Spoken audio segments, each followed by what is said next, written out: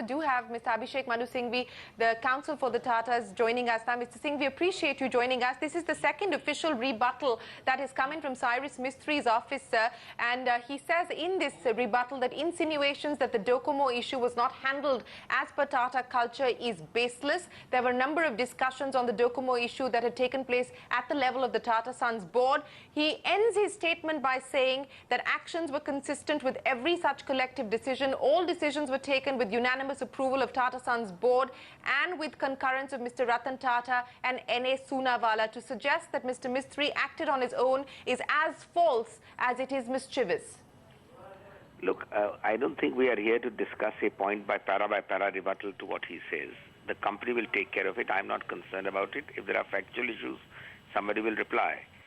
I only want to say that if you read what you've just read carefully, would it not apply fully also to Mr.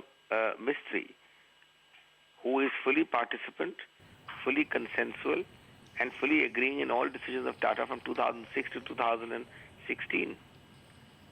He was the director of 2006. Exactly the same words you just quoted would apply to Mr. Mistry, I would imagine.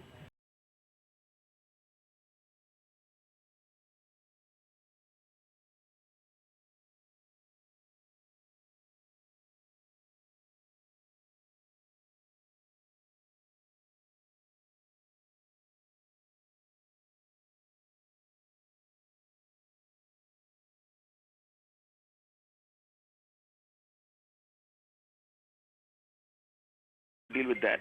And DoCoMo anyway is now in a matter in court. So it will be dealt with by the court as far as the merits Kuwait Tata Sons is concerned. I mean, Kuwait Tata Sons companies... Mr. Singhvi, let me ask you this. What do you make of this this approach that the CYRUS Mistry side has adopted? This is, as I pointed out, the second official rebuttal that's come in. So far from the Tatas, we've seen a very generic response to the 5-page letter that was put out by Mr. Mistry saying or suggesting that it was beneath the Tata Group's dignity to point-by-point issue a rebuttal.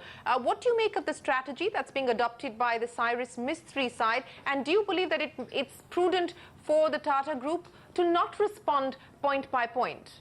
There is no question of my discussing strategy of people whom I'm representing, nor can I opine about the strategy of those who are on the other side. All I've said earlier, I'm going to repeat that, which is this. It doesn't serve much purpose or at all any purpose to keep on making these allegations and counter-allegations in the press. I don't think that mere silence can be treated as an admission of guilt. I don't think that a lack of a approach by the Tatas that we will wash more dirty linen than yours in public would be the right approach. And it's a mistake to think that Tata's silence and restraint is in any manner indicative of unnecessary reticence. Many people believe that Tata's restraint has been exemplary, and it's corporate majority, corporate governance, corporate decision-making by consensus on a board where ultimately majority counts. And if the board has decided to take a stand, it's no point keeping on writing letters and throwing it in the public, because you're only washing dirty linen on judgments which you have taken yourself as a director for 10 years. So I don't see much of the point. So, Mr. Singhvi, if I could pick up on what you just said, sir, would it be fair then to assume that the Tata's approach will be exactly what it has been so far, which is restraint, which is not to, as you pointed out, wash more dirty linen in public? There are no generalizations possible. Obviously, a general policy of dignity, restraint and sobriety is in keeping with the entire Tata company's character. However, as I said a few days ago, to every action there is an equal and opposite reaction. If you keep on, making charges, then of course,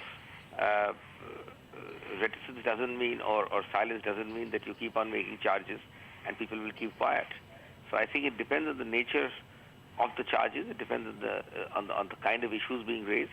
Every issue doesn't have to be answered. Every issue doesn't have to be joined issue with.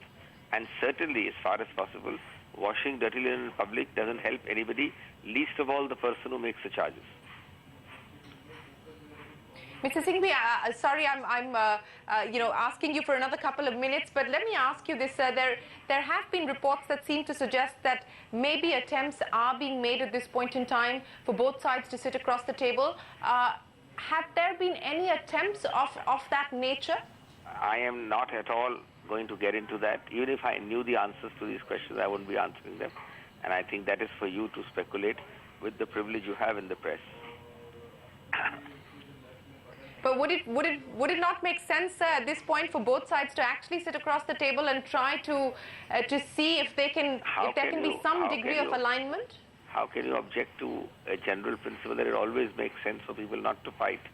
But then the point is not that at all. This is a company involved. It's not some individuals involved. And I don't see in what manner or what is happening. I don't find any evidence of what you are saying. So how do I answer that? Okay.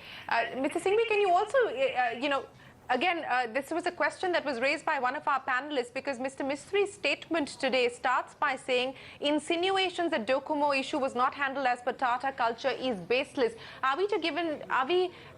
Could you confirm for us whether there has been any communication officially from CYRUS MISTRY through the Tatas, or is he talking of, or from the Tatas to CYRUS MISTRY on the issue of DoCoMo, or is this insinuation media reports that he's reacting to? You are asking a series of questions to me which you should really ask in the company. I am not privy to nitty-gritty daily affairs at all, let me assure you. Okay, Mr. Singhvi, so let me end by asking you, to give us some sense of where you see this headed. So do you believe that this is now going to be a protracted media battle before it even comes anywhere close to the vicinity of a courtroom? Obviously, you have to ask this question of those who started the media battle. Obviously, you have to ask this question of those who are continuing the media battle. Obviously, you have to ask this question of those who started the process of washing dirty linen in public. You're asking the wrong parties. All right, Mr. Singhvi, we will leave it at that. Appreciate you joining us. Abhishek Manu Singhvi there, the counsel for the Tatas, responding to the latest rebuttal that's come in from CYRUS MISTRY'S office.